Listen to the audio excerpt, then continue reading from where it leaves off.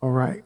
So I appreciate that answer because one of the things you brought up was the fact that we look at social media and, we friend everybody or everybody friends us and we call that friend.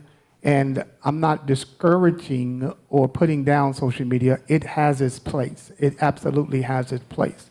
However, a real friend is somebody you really know and not somebody you just click on, Right. okay, or accept on a social media platform, okay? Because when we're talking about what friends do, some of the things that kind of stand out is that you, as Pastor Antoine was just referring to, is you have to invest some time with that person. And again, it doesn't matter if it's a male to male friendship, or it's a female to female friendship, or it's a spouse friendship. You need to be able to invest in it, and you need to make sure that it's a real friendship, so that you can work on it. Dr. Brian, I'm going to come over to you, and just the same question, if you will.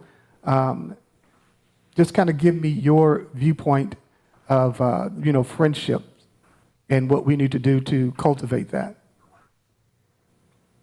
Yeah, everything that has been said is on point.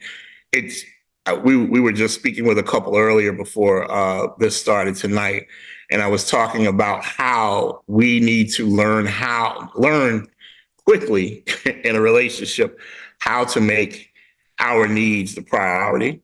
And what I mean by that is not necessarily being greedy or taking up all the time or wanting everything to work in your favor, but understanding that you need to also get something out of the friendship. As you're cultivating friendships, you want to make sure it's rewarding for you. You should not always be the one that is everyone's dumping ground, or people are talking to you and they're dumping all their stuff on you, and you're not able to converse with them in the same way to say, oh, this is what I'm going through, or just simply getting to a point where you feel like you are the only one in the circle of friends or in this particular one-on-one relationship or friendship that is always the one putting out more. So it has to be where we make ourselves a priority. And again, I want to say that in a way that we're not saying that I need to make myself the priority. It's all about me. That's not it. It's just that you have to be able to understand, if I'm going to invest time in this thing, if I'm going to put in time, we're going to meet, we're going to talk, we're going to do this. I want to get something out of it. I don't want to leave empty each time that we meet. I should be getting something, gathering something, understanding you more, feeling better about myself, feeling better about our connection, whatever it may be. Those are the things that I think we need to get accustomed to doing. And sometimes in a friendship, it's one way. It's like you said, it's just about me being liked, or it's just about the other person being liked, but it's never a joint effort to the point where you're both feeling like you walk away. When you mature, of course you do. But in the beginning of the friendship, I think this should be something we work on from the very beginning, not something we have to grow to, but go into it thinking that way in order for us to develop something stronger. Absolutely. Thank you for that response. I'm reminded of a phrase I heard many years ago, and I really like it. And it has to do with deposits and withdrawals. Mm-hmm. Sometimes in relationships and friendships, it feels like there can be nothing but withdrawals. They're only withdrawing from you, but they're not depositing back. And so when you're cultivating a healthy relationship, you want to make sure it's a two-way street, that there is deposits and withdrawals going both directions. Otherwise, somebody gets depleted, and then the friendship is bankrupt. Okay? All right, I'm going to my next key point, and Landers, I want you to get ready, because I want to talk about participating in shared activities. They talked about that in the beginning, and I'm asking all of you right now, because I want you to kind of get warmed up as we continue to delve into it, and then I'll get more specific.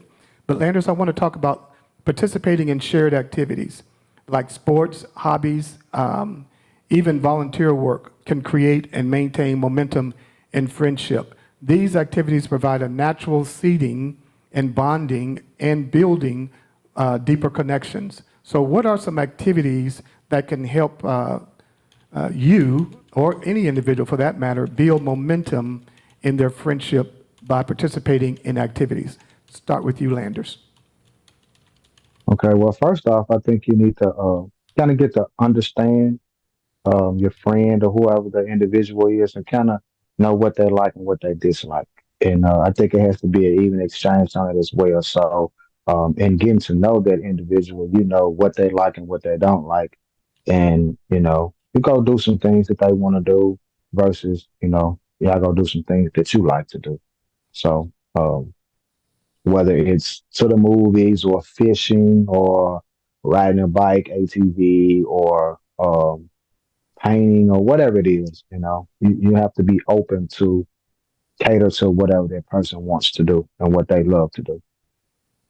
I like that because I'm reminded too also that if it's always one way in a friendship, then sooner or later you're going to get a little bit tired of all I ever do in this relationship is do what you want to do.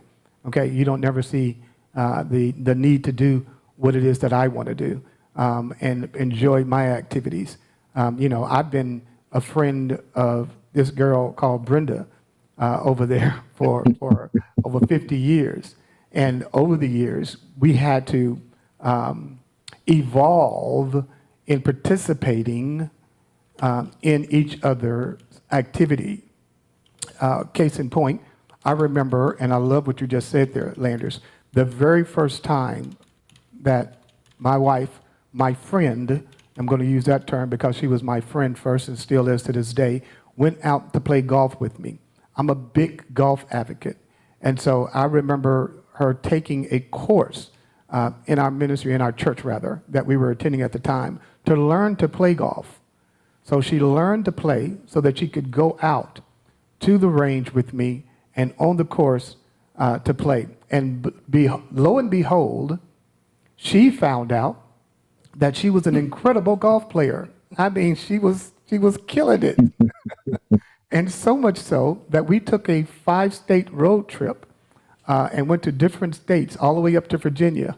And in every state and every course that we could, find that within our schedule, we would stop on these courses and play golf throughout. And we videotaped it. And it was an incredible time.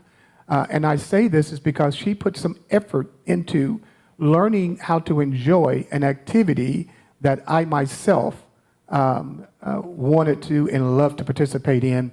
And I'm sure she has many stories that the opposite of that. So LJ, I'm gonna come to you for your response in that same area. What activities, when we're talking about cultivating and building friendships and relationships, do you have experience in or want to share with the group as well?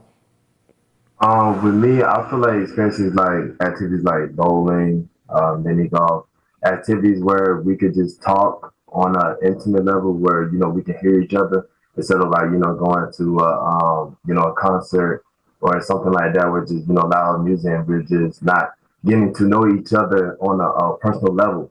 So, I feel like those type of activities that I like to engage myself in, even if it is male to male, I just feel like a friendly little competition, never hurts. I feel like that grows relationships. I love that. I love that. That's a great response because if you're going to go and try to build, and you're especially in the beginning stage of building a relationship, or the truth of the matter is, it doesn't really matter what stage you're in because building a relationship just is not something you do in the beginning. It's something you have to maintain. And you use the word going to places where you can hear each other. It's kind of counterproductive to go to an event and all you do is hear noise and you're trying to have this conversation and you get every other word. That can be a little frustrating. So, LJ, I love that response. And thank you for that. I'm going to swing to you, Dr. Brian, because I'm going in reverse here, to want to hear from you concerning that. Yeah, I totally agree, man. He's so on point. LJ is awesome, man. It's nothing wrong with doing a little research. As Pastor Brenda did, she researched it. She took some classes, got better than golf. And I think sometimes we need to research, whether it's, if it's male friends, female friends, whoever, what do you like to do? What things are you interested in? As Lander said earlier when he started it, just by doing that, it can make or break a relationship. If I know you're not interested, say in, I'm just throwing it out, painting. I mean, I like painting, don't get me wrong. But if you don't, that you're a person that doesn't like to paint, don't go to a painting, event. Take them somewhere they really want to go. If they like walking, whatever it is, do the research to make it good for you. And in that, I want to add this last thing: give choices. Always have some choices, not just this one thing we're going to do and that's it. But would you like to do this or that? Don't make it too hectic, but at least give choices so that there's some variety. I think variety is good in any relationship because you get bored doing the same thing over and over again. So it's so fun. It's so unique, even in a business relationship. If you have a business partner or something, you may not want to go to the same place to eat all the time. You may not want to go to the same happy hour, whatever it may be, whatever things you're doing to cultivate that relationship. You want to add variety to it. So that's my piece on that. I love that part, the variety, and give some choices. Give choices. Don't be. I think it helps if we can be a little more imaginative when we're talking about building a relationship, and we're saying, "Well, I don't," all the responses. Well, I don't like that. Well, I don't like that. I don't like that either. And so it makes it hard to build a relationship with somebody when everything that you propose is met with defiance and pushback. And so we need to be cognizant of that in our own answers and response to people, because sometimes we may need to adventure out. Sometimes it may not be something that you are familiar with, but it would be okay to venture out of your comfort zone if you're going to try to. Now, I'm not saying that you do things to risk your safety, okay? You don't go rock climbing or parasailing if you have an extreme fear or you're not physically capable, but be willing to, in your level of comfort, to venture out and try to see the other person's viewpoint on it. Who knows? You just might love it. Pastor Antoine, I see you laughing over there. Oh. Go ahead. Yeah, only reason I'm pushing back because I wanted to chime in because sometimes, and I'll speak for myself in the realm of fear. Sometimes our spouses will push us to be more adventurous Right. than what we may be comfortable doing. Because a couple of years ago, me and my wife took a trip to Costa Rica. It was a wonderful trip. We went to a beautiful kind of remote town in Costa Rica, and this woman had me ziplining in the middle of a Costa Rican forest, which is not something I would do on my own. but it was an amazing experience. Like I don't regret it at all. It may not be something I do proactively in the future, but I don't regret doing it that one time. So sometimes in the hopes of building and kind of strengthening a relationship, you may need to step out of your comfort zone a bit. And on the verge of fear, but I mean, obviously, you don't want to do anything that's going to jeopardize your health. But sometimes we got to step out of our comfort zone, as I learned a couple years ago. Excellent. I love that. Funny. So do me a favor, guys. Put it in the chat of some things that you like to do as for activity. Go ahead, Dr. Brian. I'm very sorry. You hit on something earlier. You said that sometimes you can come with a lot of choices, and those people, I don't like doing that. I don't want to do this. I don't want to. And I just want to throw that out. I want to kind of table it and see what do you do when you meet somebody like that, and understand they may be coming from a place as Pastor Davis just said, a place of inexperience where they haven't really done anything or haven't done much, and you're getting them out of their comfort zone. What do you do when you meet that brick wall, if you will, of I don't do that. That's for and you're just frustrated. Well, yeah. this is real good. That's a real good question. I'd like to see some responses in the chat of what you guys think in that area, particularly if you're a guy. But if I was Right. to respond to that, I would say it reminds me of, and again, you have to know where you are in the relationship with the person. But it reminds me of like my son, my grandson, if you will. My grandson is 6. And so there's some things that I try to push him to do that he's not quite ready for. And so there's pushback. And if I make him uncomfortable, which I've seen done, in him trying to be pushed to do something new, the next time it is an absolute no, because now he has been pushed to an area of discomfort, and therefore he doesn't want to try it anymore.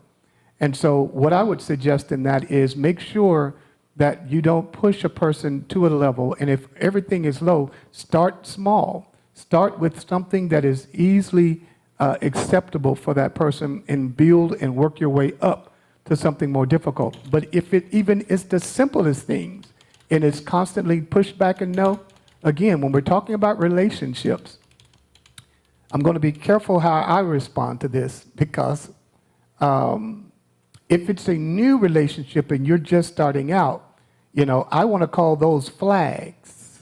I call it a yellow flag. It's not necessarily a red flag, but it is a yellow flag. I see you smiling over there, LJ, because it could be some things you're saying, okay, this is just, every time I offer up something, there's pushback and resistance, then I don't know how successful we are going to be as far as commonality if everything this person, you have to read that out for me, Pastor Brenda, everything I bring to this person, they're pushing back on.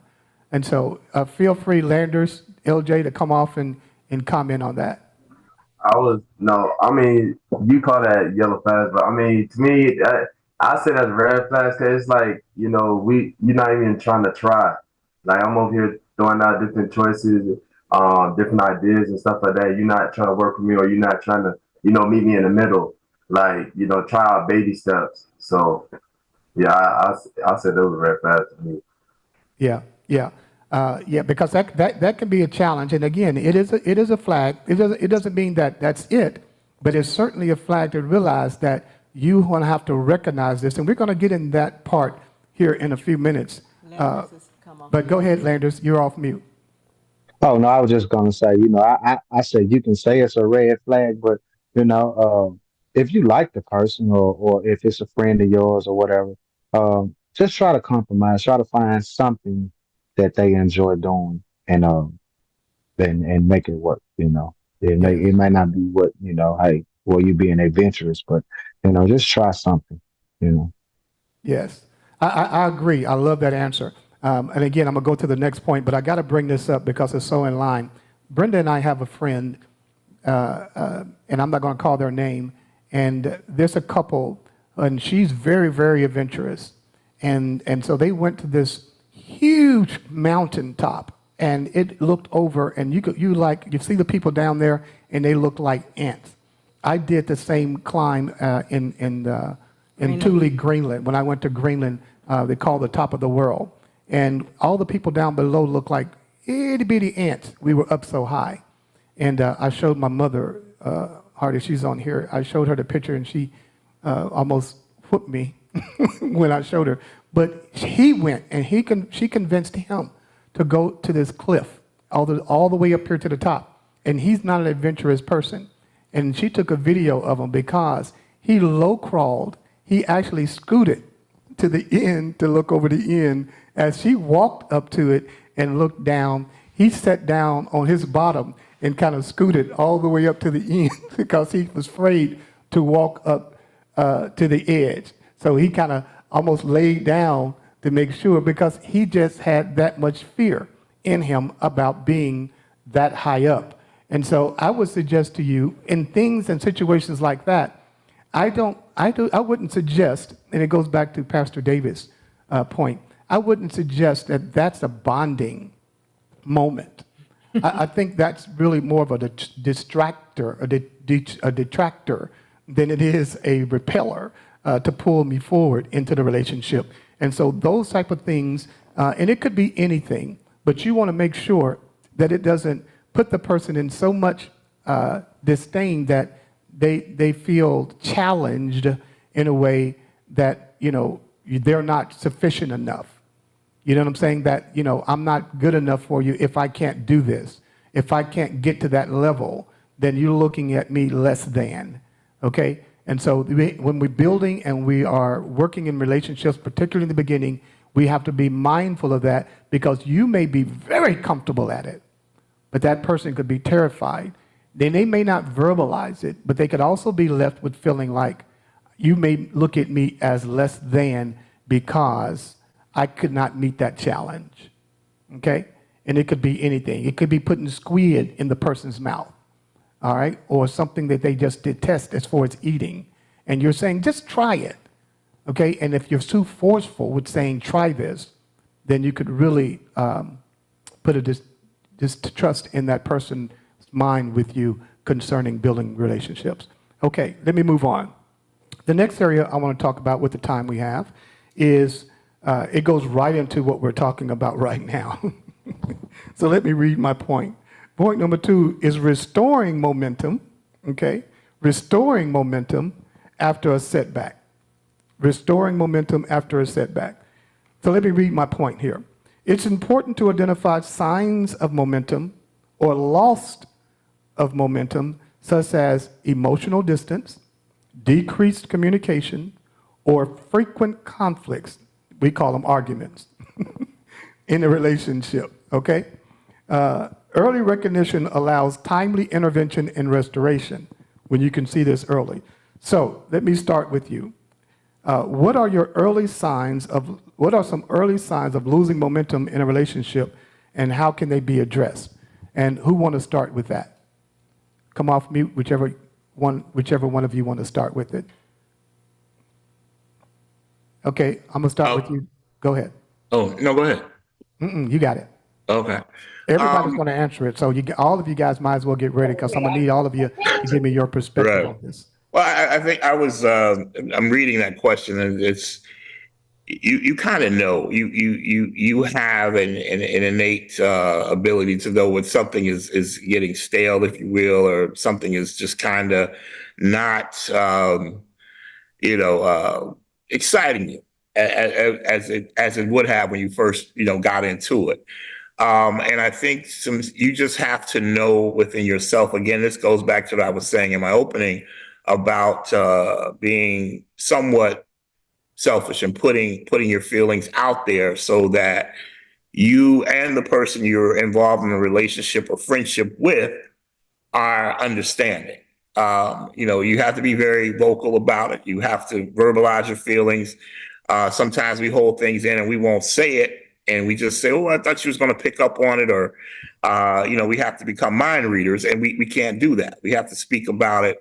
We have to let people know. Even in my relationship with my wife, we are constantly looking for ways to refresh, restart, to do things differently, because we can't continue to do the same things expecting, different results. We want to see things happen in such a way that we're excited about seeing each other.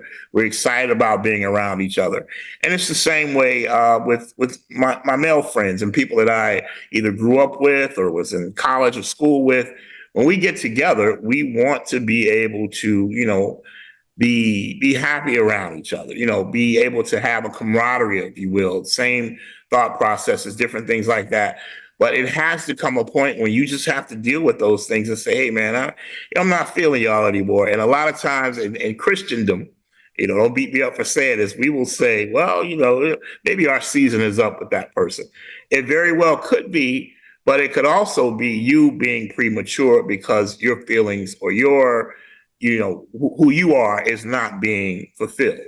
So that's why I say we really have to be sure that we're verbal about these things, because you start getting that feeling. And I think communicating it is the best way, letting those people know. And even with yourself, I'm going to say this and I'm going to get off.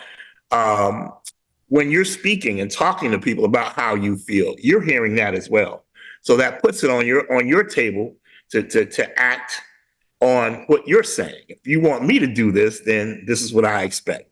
Or if you're wanting this from me, this is also what I expect. So we have to make sure we're communicating. We have to make sure that that feeling we get when it feels like it's mundane, we need to do something about addressing that feeling. And thirdly, just be real. Just be, the unadulterated truth always will set you free. Wow. Wow. Thank you for that response. Pastor Davis, I'm going to come to you, but I'm reminded here in this, and I want to know from the audience here in the chat, throw a 5. No, I'm not going to use 5. 5 is for grace. And so throw me a 2 in the chat if you've been in a relationship that that, as Dr. Brian said earlier, sometime you've gotten to the place where you said that season is over. Okay, it's like it's time to move on, and it was a difficult transition. That you knew that season had, that relationship had waned, and no matter what you tried, you saw that it just, you could not bring it back. And so I would like to see you in the chat with 2s if you say, look, I've experienced that, and we made an attempt, and it just kept going further and further back, because this is what we're looking for in it. And he used a keyword, communication. If we can't see and communicate early on, then we find itself becoming a mountain. And you've heard the term, you're making a mountain out of a molehill. Well, it wasn't a mountain until we kept neglecting it. Okay, and so I'm going to go to where you're at, Landers, and give me your Yes. perspective. I said I was going to come to you, Pastor Antoine, but I apologize. Landers, come on off and Well, give me your response to that. But just to piggyback on what everyone is saying, I say constant communication, and whether it's a relationship, a friendship with a male, one of your best friends or something like that, or with your wife or a significant or whatever it is, and you have to have constant communication and understand that we are different individuals. It could be a day where someone has something going on in their life, and it may not be anything that you've done, but it may be something that they may be dealing with, whether it's spiritually or physically or mentally, and they may not know how to express them. So therefore, I think it's important to communicate and listen to what the other individual have to tell you, because so many times we talk and we don't listen. So, just try to understand that individual and what they may be going through. I love that. Sometimes we like to talk, but there's a time that we have to stop and listen and realize that these are individuals. This is an individual person. Great response. Pastor Antoine. Yeah, a couple of things I wanted to bring up, because I think what Brother Landers and what Dr. Brian was saying is definitely relevant in terms of just things with any relationship, romantic as well as platonic. You have to be deliberate, intentional about just making sure you understand who that person is. People change, people evolve, people have new ways of thinking. My wife is not the same person necessarily that she was 2 years ago, 4 years ago, 6 years ago. Like people change in different ways. So we have to make sure that we're kind of staying on the pulse of just asking questions like, what's new with you? What's going on with you?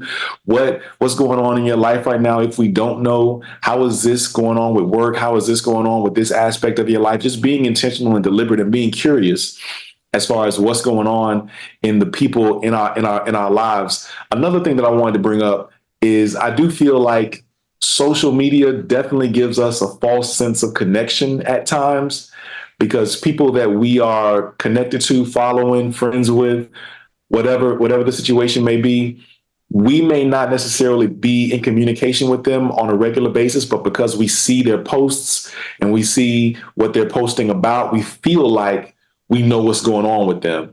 when really a lot of times we don't. Like a lot of times there are some major stories going on behind these posts, and people have do a very good job of making it seem like everything is just kind of peachy, when really there's a lot more going on behind the scenes. I had a friend of mine come in town a few weeks ago, and we just went out to eat and just talking about, because we've known each other since college, and we have a group of friends who we've stayed close and in connection since college. And he was just telling me how, and they're all kind of congregated in the DC area. And he was just telling me how just different things are going on in their lives. But on social media, you would think that they're as happy as can be. So it's sometimes reaching out, being intentional and deliberate about reaching out to them. It's like, hey, what's going on with you? Everything all right? What can I do? Can I pray for you? Is there anything that you need that I can do for you? Is extremely important, because people, I don't want to say they lie. I think that's a strong word, but I do think that they kind of give a false sense of happiness on social media. And may not be telling you the full story as far as what's going on in their lives. So we need to be intentional about being a little curious about those that we love and care about. I love that. I love that. Basically, wow, I don't want to get into another teaching, but that's like, you need to be real with yourself. And I like you say social media can kind of be a disillusional situation where it looks like it, but when you're building a relationship, whether it's, a personal relationship, it's a, person that you're trying to get to like, you can't always look at social media postings and know where this person's at. And I don't really think that's a serious form of communication. Communication is a two-way street, okay? You have to not just talk, you also have to listen, as you just alluded to earlier, Doc. And so I believe it's important for us when we're building relationships, particularly in the beginning, don't assume that you do. Now, I'll tell you from a man's perspective, and LJ, I want you to come in and chime on this before we go to our last point.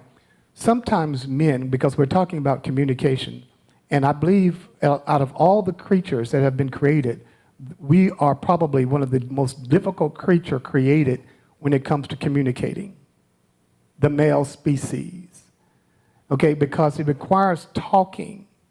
And a lot of men I know, when women starts talking, they have very short or non-responsive answers. Okay, Landis, I see you laughing over there. So they have very short or non-responsive answers. And one of the things men, particularly when you're in a relationship with a woman, when you hear this thing says, we need to talk, early on, flags would go up. Woo! You don't want to go to the place where we need to talk at. What are we going to talk about? And what situation is that going to put me in? And so I think sometimes men can be very difficult, even though we're saying we need to communicate, that men think is very important if we're communicating, and that will resolve a lot of issues, but sometimes it's difficult for not all men, but for some men to really get past that. And so, LJ, let me hear your perspective of this when we're talking about this particular area. I feel like nowadays people feel like it's not manly enough for a man to, share his feelings. Either that's with his, male friends or to his lady. Nowadays, us young people, some, women my age, feel like if a man shares his feelings, he's not being manly. Like, that's her role, that's her job to do. He's supposed to just be the provider, the strong backbone, and stuff like that. So I just feel like, just like what everybody's saying, communication is key. Also just hearing her side of the story or his side of the story with your side of the story, so both you guys could address the issue. Just like Mr. Landry was saying, you can't just continue to just talk over each other. You're not going to go anywhere. You're just going to still continue to just deal with the same problems. So that's my 2 cents on that. I love it. I love it. And Dr. Linda wrote a book that I believe we promoted before, and she has a chapter in there that's dealing with that when we're talking about conflict. And it speaks so powerfully in this area, because when we're talking about conflict, I want to get to the place where we're saying the point number 3 here, guys, that we have on your schedule there. Forgiveness and grace. How we deal and implement forgiveness and grace into the relationship. Forgiveness is essential in restoring the momentum, whether it's forgiving your partner, your friend, or yourself, as Dr. Brian was saying earlier. Offering grace during tough times can help mend relationships and set them back on the positive trajectory. And so, gentlemen, when we're talking about extending forgiveness and grace in the relationships in order to restore that momentum, what does that mean to you? I have a word in my mind as soon as I read that sticks out. But what does that mean to you, extending forgiveness and grace? Well, Go ahead, for Pastor me, Antoine. extending. I'm Go ahead, sorry. you got it, Landers. I see you. Well, for me, extending, forgiveness and grace. I always think about, think about God. I think about how we are given a certain measure of grace every day. So I live my life like that every day. I extend grace because I've been given so much grace and I get grace every day. So I just extend the same grace that I'm given. I try to extend it back. But you have to also understand that some people are not so easy to forgive and give you that grace. But in a relationship, I think um, you have to continue to do an observation. Like it's like, okay, where are we? Um, what have I done? Have I done anything that may have offended you? Have I said anything that may have offended you that maybe you're not communicating to me about? And you have to know what's going on. And so therefore maybe that person would feel willing to forgive and give you that grace. So, you have to bring that up and set that out on the table. Wow. I heard in that response that you take some responsibility too. So sometimes we have to take some responsibility if we want some forgiveness, if we want grace extended.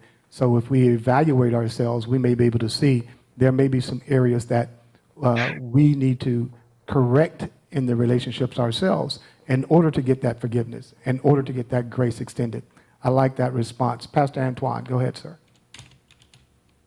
Yeah, I kind of go by the adage of when it comes to grace and mercy, that mercy is God holding back the punishment and judgment that we do deserve, while grace is Him giving us the blessings that we don't deserve. So in relationships, we have to, and this is initially this is probably going to sound a little difficult to hear, but I promise you it does work if you work it. Is we have to extend an intolerant level of grace. And what I mean by that is like it's very easy, I think, for us to show someone grace, but still kind of hold it over their head that I'm showing you grace. Whereas the grace that we're supposed to be showing is the grace of I love you. I'm going to continue to love you. Yeah, this was wrong what you did, but we're gonna proceed, and not in a way where I'm kind of holding it against you. This thing that you did, or this thing that may have hurt me, or caused some kind of pain towards me. But I'm still going to continue to love in a way that is genuine, authentic, and is not lording any previous mistakes over you. So I think that's the big thing. Kind of what Brother Landers was saying. We have to operate with the kind of grace that God would want for us to have, and not kind of the grace of tolerating someone, but still trying to let them know that being more deliberate about showing grace without lording it over someone. Wow, tolerating grace. That's a good one. I'm gonna have to preach on that one. Tolerating grace. Grace is not supposed to be tolerated. Grace is extended. And I love what you see that Amen. unconditional tolerance grace is what we're supposed to be extending out. Unlimited grace. If you're going to extend grace, you can't put conditions on it. Pastor Antoine, that was beautifully said. You and Landers just really hit it on the head. So I'm going to come to you, LJ, and then Dr. Brian, I want you to wrap this particular part up. So give me your viewpoint on this thing called forgiveness and grace, extending it in relationships. Forgiveness and grace. From my perspective, um, but talking about young folks, I feel like grace is another form of weakness, as like we were just talking about. Like nowadays, people they form of they try to give grace, and then your friend is like, oh, why you give him grace? Why? Because he said this and that about your mom, or he did this and that you, but not knowing that grace is another form of maturity and growth. And holding grudge is it really ain't gonna do nothing good for you or for that person. It's like it's really killing you inside. So yeah, grace is, and there's also another chance of a second chance. Is that Jesus always give us a second chance. None of us, however old you are, is not perfect. It's perfect. No, and we just gotta understand that. Wow, I love that. Because, the truth of the matter is, if we were all to be honest, some of us men, depending on where you grew up at, we have this thing in our head that we either saw on TV, saw in our families, or what it was to be a man. Men don't cry. You have to tough it out. You have to have a spine of steel, all those type of things. And then if you extend grace to somebody, your friends dog you out. Man, you let them joke and make a fool out you. How you going to, let her do that to you and say that, Right, and right. all those type of negativities. But I love how you brought it back and said, when you extend grace and forgiveness, it's a sign of maturity. It's a growing up. When you can extend grace, that means that you have gotten to another level, and Right. you're no longer the little child to play those games and try to play tit for tat. Thank you, LJ, for that response. I love that. Dr. Brian. Man, yeah. So much can be said here. It's I guess the reminder for me always is how God treats us. And if we want to mirror that, if we want to use that as an example, then we cannot help but give grace and be understanding. This is the flip side to what I was saying throughout the night about putting yourself first, because in doing so, you also have to give. You have to give of yourself. So there may be times, I mean, this is something very, I don't know how to say it. It's trivial. I'll say it's trivial. Say if your wife, she's not cooking the things that you like, or for the wife, if he's not doing things around the house that you would like him to do, he may have grown up in a situation where there was no male modeling how to fix the sink or how to paint a wall or do anything like that. And the other side of it is she may have not grown up with a mother who showed her how to cook biscuits from scratch or whatever things that you're used to from your mom. And you're coming into this thing saying, I want it like this and I want it like that. And if you don't do it, I'm out. I'm out. But you're not understanding how many times we are acting a fool, if you will, and God is giving us grace. He is consistently, constantly, always making sure that we're covered. I love what you said earlier, Landers, about because you get grace. And we've heard that preached too, Pastor Hardy. We're receivers of grace. I forget Bishop's name right now, but you know what I'm talking about. Because we're receivers of grace, we're distributors of grace as well. And that's so important in a relationship, because we can't hold those people to a higher standard. Male, female, doesn't matter. Can't hold them to a higher standard, and we're not willing to give, or we're not willing to give of ourselves to the point where they may be thinking the same thing about us, but will never tell us. That could be grace. Or if they tell us, we get mad and we want to end the friendship. So it's one of those things where we really have to walk that line and understand that at all times we should be gracious. At all times we should be understanding. At all times we should be loving, because that's the type of God we serve. That's the example we have each day that we arise. There's new graces, new mercies. God is making sure that that is in our forefront of our minds. Every time we're praying a prayer, we're understanding that He's going to answer that prayer. Every time that we want Him to do something in our lives, we're understanding that if we're doing what we need to do, and I don't mean works, if we're just being receivers of what He has done in the past, and we're understanding who He is in our lives right now in the situation that we want to go into, we can get through it. And I think so many times we don't look at a friendship or a relationship like that, but it is very spiritual. It's one of those things where you really have to understand who you are and know where you're going in order for you to be at the best for those people that are there sharing with you. Absolutely. Thank you so much for that response, because when you look at it, what God is trying to get us to do is connect with one another. And when we connect with one another, we can show forgiveness and grace and look past some of the trivial things that we have going on in our life. And we don't have to dislike and delete and remove and unfriend people so quickly like we do on social media when you understand forgiveness and grace. You can be a little bit more enduring so that you can fortify, build on, strengthen the relationship. And during this season, when God talked to us about connecting, not just with Him, but connecting with one another, when we connect with God, it allows us to be more forgiving. It allows us to be more graceful, gracious, I should say. It allows us to be more gracious when we're really and truly seeking Him and connecting with Him.